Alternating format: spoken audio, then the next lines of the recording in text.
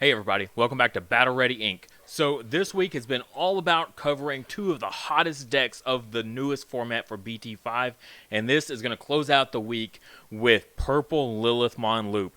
This is probably one of the most hyped decks in like a positive manner that we've had in probably since this game has been brought about. It doesn't have really any like negative focus on it for being, too abusive, but it's got a lot of hype behind it. So I am excited to present y'all my variation of this deck.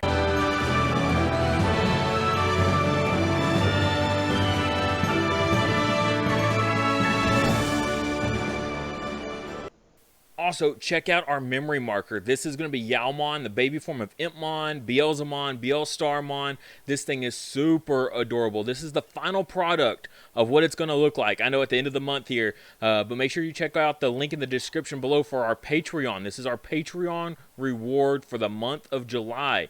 Literally, just like by the time this comes out, 2 days left to get in on the Patreon to get this one, or else, you're going to miss out on it. So definitely make sure you check that out. Super adorable, handmade out of clay by my wife. So this deck is incredibly tight. It's hard to find where to put cards in to make space, just because the Lilithmon Loop package requires several cards to it.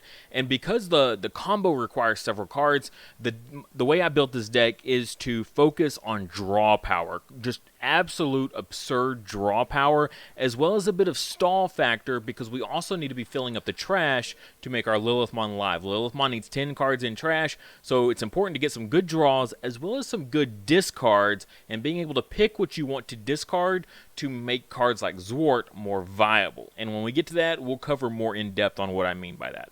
So go ahead and look in right off the bat here. Demimeramon is our first and foremost baby in pretty much any purple deck. I think for the most part, just the draw one is insane. Just getting a draw card or a draw ability on a baby is super good, but also being able to then discard a card, while normally you would think, well, you're going to lose that hand advantage, but in purple it's actually kind of a good thing because we have tons and tons of ways to get recursion in purple. So discarding something now doesn't mean it's gone forever by any means.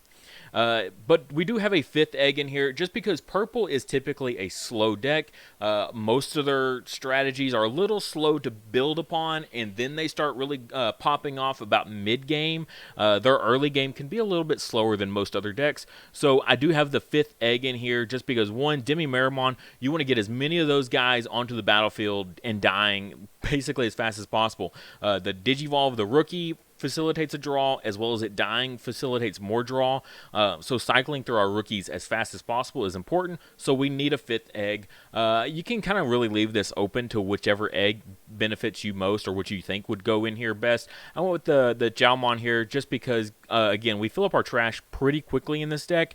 So getting some, easy retaliation, isn't that bad. It's pretty solid, especially because, like I said, we typically do a little bit of crashing in this deck. So retaliation could definitely benefit us. Next up, we got Gabumon. I love Gabumon so much. On deletion, draw 2, trash 1. Combo's great with the Demimeramon. You put, him on a blocker because this is inheritable, and it's on deletion during either player's turn, so that's also very important. So, put him on top of a blocker can die to anything that you need it to block anything important.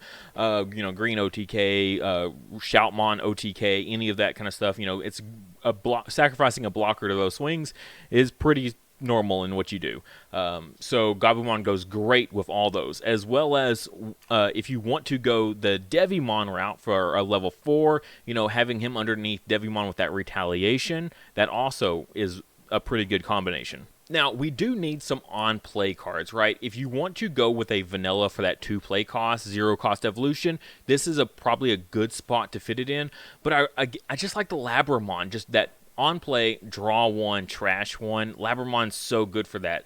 Again, we're trying to draw into combo pieces. It's so fundamental in this deck specifically. Maybe not in other purple decks, but drawing in this deck is so crucial because we need so many important pieces that Labramon just helps make sure we can draw into those. As well as it's just another way we can get another card into the trash without losing our stack. Because we don't always want to lose our stack on the field because, you know, we're trying to digivolve into our 5s, our 6s, and our 7, right? We need bodies. We can't just crash of everything. So just having something else on field to stick around that doesn't have an inheritable like that is pretty important, which again kind of was why I was saying with the vanilla. The vanilla kind of goes good in this spot as well, but I just like the draw factor.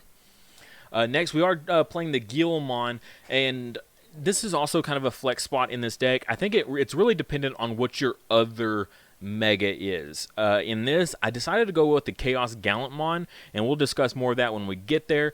But with playing the Chaos Gallantmon, I really like the Guilmon because it combos so great with that, because it basically reduces your Chaos Gallantmon Digivolution down to 3 costs instead of the 4 costs like it is, which is, you know, kind of a big deal to help keep it on your turn, making it only 3 costs. So Guilmon works really well with that, as well as just other things. The Zwart combo, where Zwart gets to bring back 2 Digimon from trash. If you bring back a Guilmon and say a Chimeramon, the Chimeramon can pop the Guilmon to pop something on your opponent's side of the field, but also you'll gain that memory back as well. So even more so with Zwart being a 6 cost, if you're not going to use the fusion on it, now you can just digivolve a Zwart normally, and instead of it being a 6, you know, do that whole combo, and it could be like a 5 cost evolution. I know it's still massive, but it is some way to lessen the blow a little bit. So Guilmon just works in so many different combinations in this deck that I really liked including him on this, and I did bump him up to a 4 of. You know, that might be a little steep. If you want to maybe drop him down and then bump up a Gazimon to a 3, you know, run them both at 3, you know, you can do that as well. But just for now, I'm keeping him at the 4 of, just because he works so well in so many different situations. Next up, we do have the Gazimon, though. This is our memory blocker. I think memory blocker is going to be so much more important now. I've been harping on it for a while now, since probably mid-BT4, but now even more important, because not only that, we're getting the options soon, those promo options. You know, we should be getting them soon at least, that gain the 2 memory. Every color is getting those, so being able to shut those down, that's pretty important. But as well as just look at all the other decks in the format, right? The Lilithmon being able to do the Guilmon, as well as playing the Jack Raid, also shutting down the Lilithmon. Just in the mirror match alone, Gazimon is incredible. It's so important to have Gazimon in the mirror match.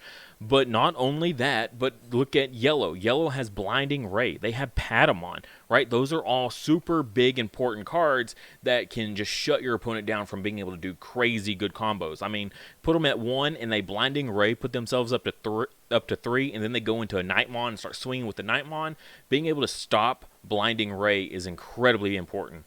Even looking at blue, you know, Hex Blaumon is going to be pretty popular this set, and being able to shut down Hammer Spark, as well as Hammer Spark in security, because we all know how painful that can be, you know, that's a big deal. Green has that new option now that gives them 2 memory if they play it while they have a Digiburster on field.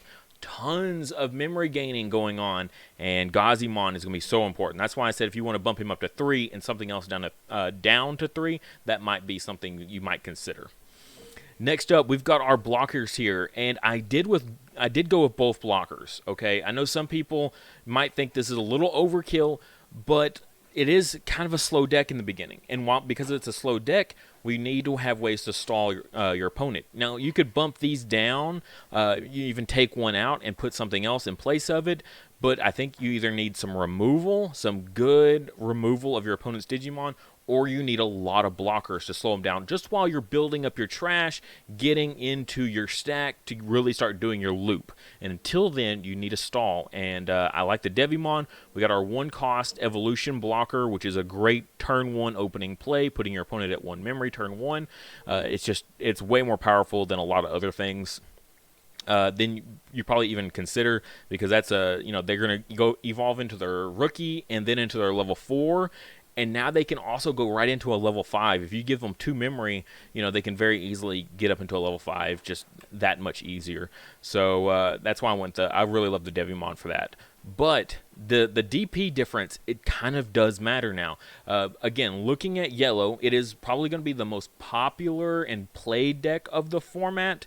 And because of that, if you think about when they swing with Lord Nightmon plays a Nightmon from hand to minus 4,000 or something.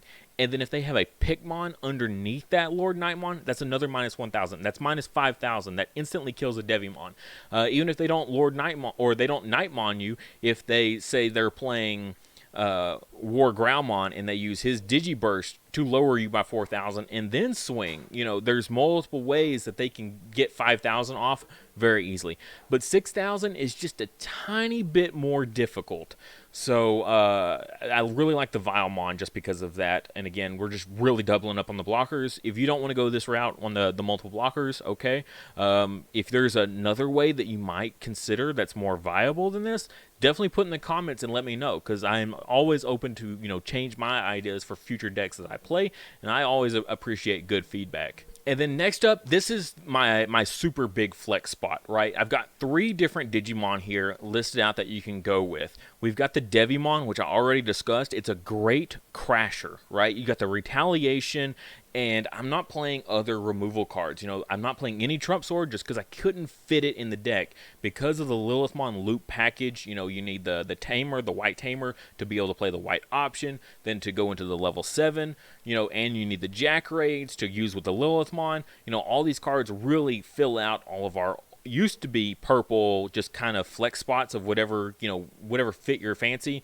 We don't have those spots anymore. So having other ways to get removal, I kind of like the Devimon for that. It is a 2-cost evolution, but again, he works really good with the Gabumon. He works great with the Demi-Meramon. He combos great with those guys to really trigger those off instead of having to sacrifice your blockers or relying on your opponent to crash into your blockers knowing that you have them and you're trying to get those draws. This lets you go on the offensive a little bit more than that, rather than having to crash those with, you know, level 5s or heaven forbid a level 6 just to get a Gabumon draw off is a little unnecessary. So really liking Devimon for sure. Also, giving it Retaliation makes them less inclined to swing over it. And, you know, with you go into a level 6 and they don't want to swing over your level 6 because it has Retaliation. There you go. Another great use of Devimon. But there's still plenty to be said for Meramon as the other one, because that 1-cost evolution is just really, really good. You know, you just can't argue it. Same with the same argument for the Devimon, that opening play 1 cost. It's also just so memory efficient, and being memory efficient in this game can really just set apart plays for sure. You can just do so much more when being memory efficient. But I did also kind of just want to mention the Black Growlmon here. The inheritable, it is a 2-cost evolution, which is a little much for just getting this inheritable, but once per turn, on your turn, when one of your other Digimon is deleted, this Digimon gains security attack +1. That's pretty cool. So in combination with Zwart, if Zwart has this guy underneath and you bring out that Chimeramon, and that Chimeramon pops something, you know, you're going to give your Zwart security attack +1. That's going to be really, really nice. It's going to combo great with that. Also, in addition to that, Chaos Gallantmon. Like I said, we are playing the Chaos Gallantmon in this deck. And, you know, when combining it with, like, the Guilmon, you know, making your Black Growlmon here extra, you know, viable, it was just something else to consider. He might be just better in a pure Chaos Gallantmon focus deck, but I did just want to mention him. I think overall, though, the Devimon will be my way to go out of all 3 of these. I think the 3 Devimon to complete out our level 4s is probably my more preferred method. All right, now we're going to get into our level 5s. And level 5s, it gets a little tight, okay? And it took me a lot of going back and forth on which level 5s I wanted to play. LadyDevimon, first of all, in any purple deck is incredible. You really want to run, at minimum 3. I wanted to run 4, but to fit the other tech cards in here, I needed to bump it down to 3, and we'll see why. But when Digivolving, trigger, draw 2, then trash 2 cards. But also, remember, when you Digivolve, you get to draw another card. So essentially, you're drawing 3 cards, trashing 2. Again, we're trying to get into our combo pieces. This is fundamental for getting into a combo piece, as well as it's incredibly important for getting cards in the trash to put you up into that 10. And then we can go on top of her with the Lilithmon very easily. And her inheritable combos great with Lilithmon. When you use an option card, delete one of your opponent's level 3 Digimon. That's just so good. Especially when you consider Yellow plays a lot of rookies. They play a lot of rookies for free that just sit on the field. So being able to pop them very easily in return is very, very important.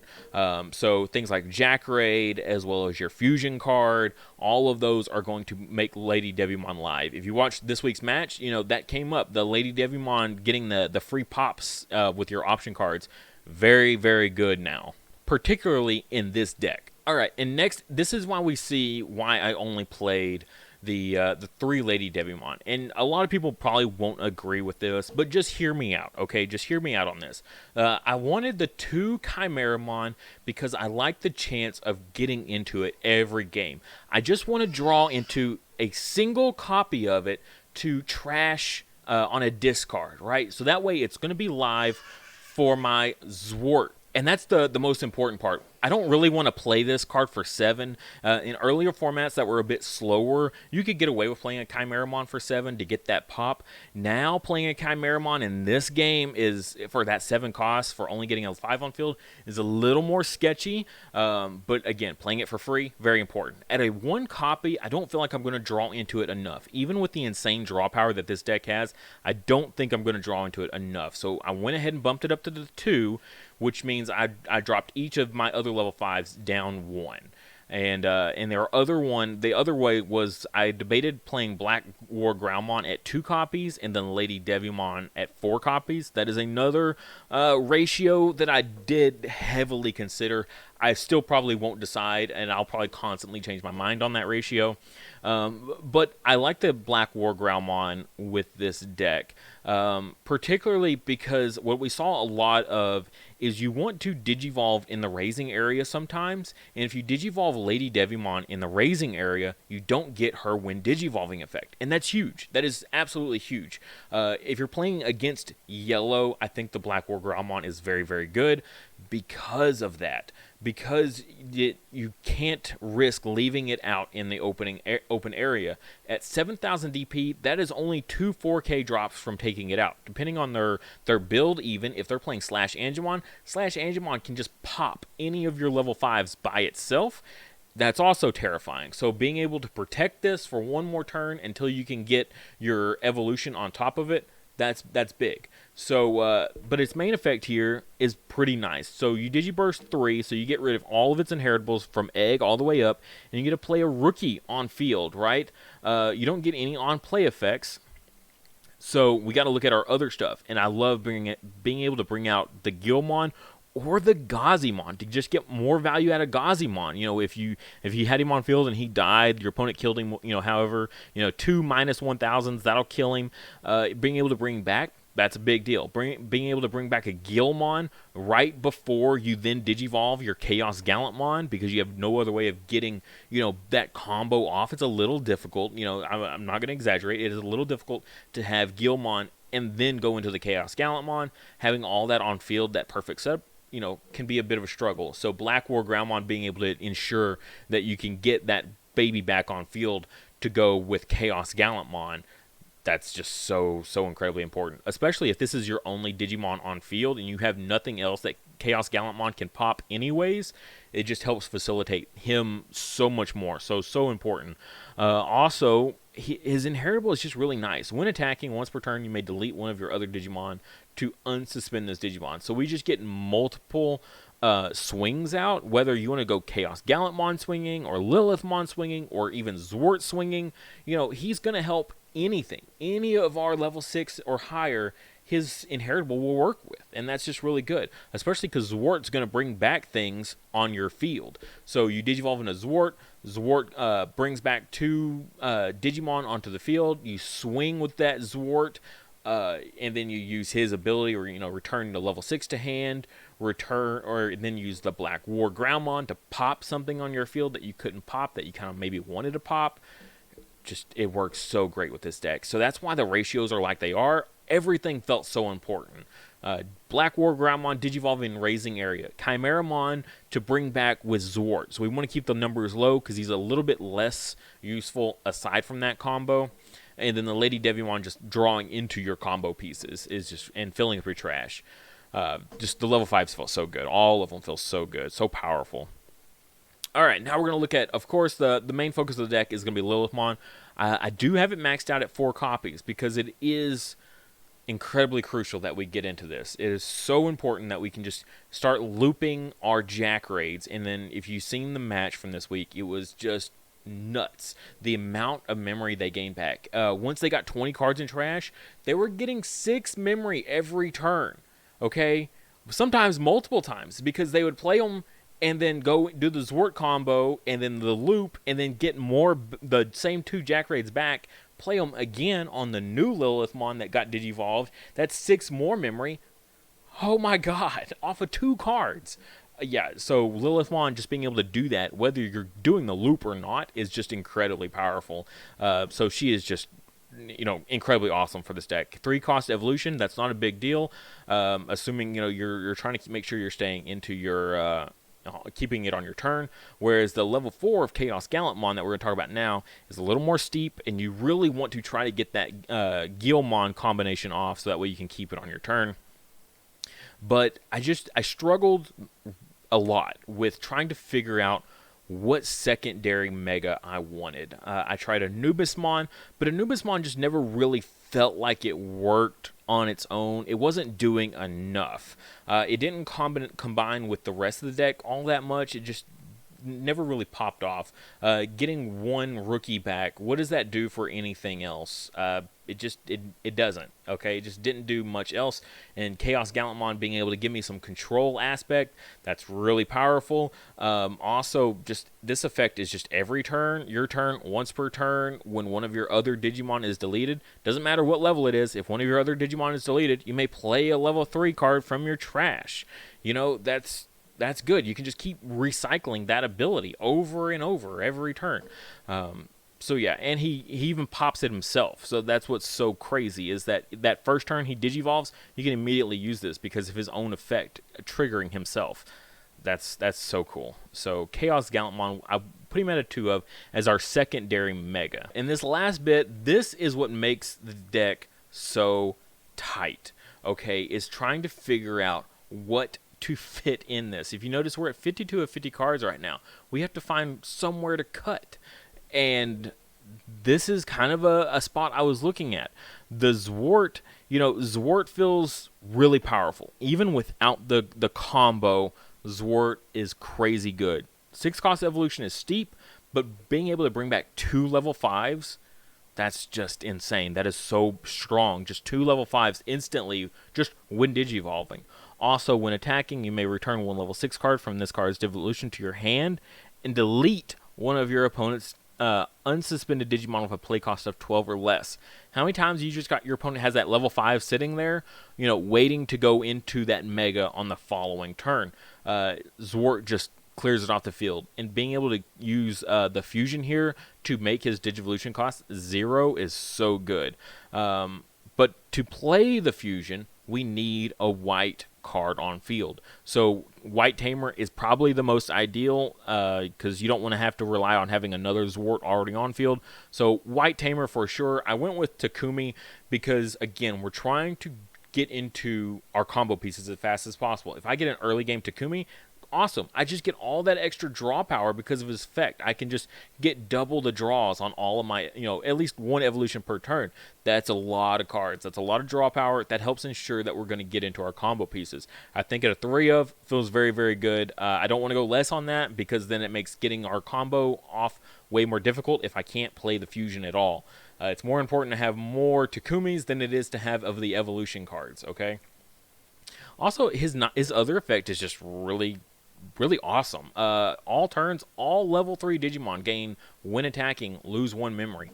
With Anubismon, you're going to hurt yourself with Takumi, and you don't want that because, Anubismon is going to get you that level 3 back out that you can then immediately rush with.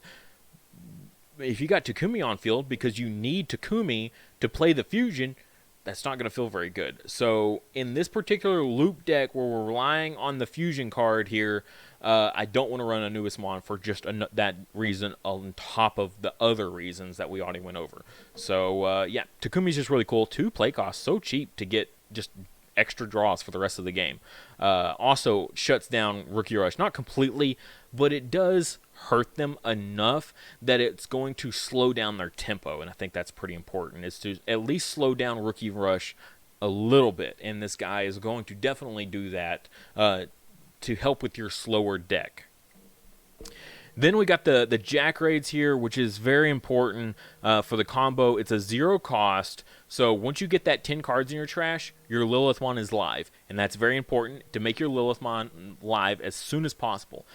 Jack Raid here will get you that 1 memory, and we got it at a 3 count because I would like to see preferably 2 of them per game, and that 3 of, I should definitely see 1. For sure. I should see 1, and more than likely I should be able to see a second one by mid to late game if you're running it at 3 of. If you're running it at 2 of, then you might never see that second copy. It's definitely possible. If your game doesn't go to a longer game, it's a very, very iffy on a mid-game, even getting a second one by mid-game if you're only playing 2 copies. But yeah, so used with Lilithmon, the Jack Raid becomes a game 3 memory. You know, and then if you play a second Jack Raid, that's 4 memory. That's just insane. There was the game that we played. I put my opponent to 1. They played 2 Jack Raids to put them up to 3. Then they went into Lilithmon, grabbed both those Jack Raids back because they were at 0 memory. Played those Jack Raids again immediately afterwards. Went up to 4 memory. Right, and then every turn, the Lilithmon just kept grabbing the Jack Raids back because her ability is only purple options. So you're only ever grabbing back Jack Raid. You can't grab back anything else because you don't play any other purple options because it's just the deck is too tight. I just can't fit it in. I mean, we're already about to have to cut 2 cards just to play the cards we have. So yeah, this is our Zwart package, our Lilithmon loop package. We really have to run all of these cards. You could argue maybe only 2 fusions if you want. You could argue only 2 Jack Raids because technically you only need 1 Jack Raid in your hand to get the combo off. Just 2 is a little nicer. You can do a little bit more. It is the only card you can grab with Lilithmon, so just multiple reasons to have a higher chance of getting into it. Zwart at 4 almost feels too much. I think he's definitely one of the cards we can bump down to 3 because, again, having this whole package at 3, we should be able to get into 1 copy of each of these by early to mid-game. At 3 copies, early to mid-game, to get into 1 copy of all of these with the insane draw power that Purple has. So at that point, we need to cut 1 more card. We can take down our Purples here. Our level 5s here. I could take out the 1 Black War Groundmon. That puts us at 50. That is our 7 copies of level 5s, though, and 6 megas. A little risky. It is a little risky. If we didn't want to do that, we could come up here and we could cut down. We're already playing 11 level 4s. I don't want to go to 10. 10 feels too short. But our rookies here, we are at 14 rookies. We could take it down to 13 if you want to drop the Guilmon here. Boom, there you go. That puts you at 50 as well. So whether you want to cut down on your rookies, take them down to 13, or you want to take your level 5s down to 7, that's an option as well. And that'll do it. And no, it's incredibly tight. It's an incredibly tight deck to fit all of these cards in here, particularly these last 6 here. I think these last 6 here is what other decks can kind of flex in and out if they want to bump up their Digimon numbers to be a little more consistent on Digivolving and making sure you can draw into your just regular evolution chain. You know, you can bump those up as well. I've seen some people only play like 2 fusions and 2 Jack Raids if you want to do that. While the ratios themselves can fluctuate a tiny bit, I feel like all the cards we included are pretty much the cards you should play with the Lilithmon loop. We tried multiple different megas, and none of the other megas just really helped that much. A lot of them just kind of felt in the way. You know, I could go into it, but then what? You know, it's just kind of doing its own thing out there. It's not helping with any of the combos that we can do in the deck. It's not even being super aggressive. At least Chaos Gallantmon can be pretty aggro. It can be very controlling, bringing back lots of level 3s, getting, you know, that pop, that level 5 pop on Digivolve. Yeah, he works really nicely in what we're trying to do here. And as well as a nice little stall factor. If I need to go into an early game Mega, I don't really want to go into an early game Lilithmon because she's not going to do as much for me that early game, like the first, you know, turn 2, turn 3, whereas Chaos Gallantmon could definitely, especially if we use Black War Groundmon to bring back a rookie to pop with the Chaos Gallantmon. Just shut your opponent down, put them back a few steps while you're still trying to get that 10 cards in trash. Thank you guys so much for watching. If you would, please like the video and subscribe. Just a little bit of help goes a super long ways. It helps the channel out tremendously, gets my videos out there, gets them seen. And if you really want to support the channel, check out the links in the description below. I'll have a link for my Patreon, which is displayed right here. You can get access to my Discord server that I have, as well as you can get the memory markers that we've had. These are just a few of my favorites from the past that we've had. The current one, Impmon's baby, as well as Gabumon's baby as well, Sunomon and Yaomon. These guys are super adorable. I definitely love them so much. And every month a new one changes out, so make sure you check that out.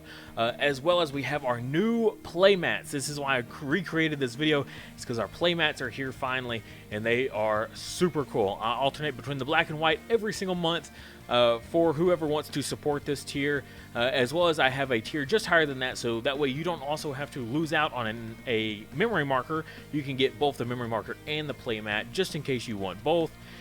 Super awesome support from everyone that has supported in the past and who will support in the future. You guys are awesome. Also, if you want to check out my merch, my Teespring link is in the description below for that. We've got, you know, the shirts that I wear on the channel that has the logo across. I love when I see people representing my merch in public. It is like one of the coolest feelings I've ever had in my entire life. Very awesome.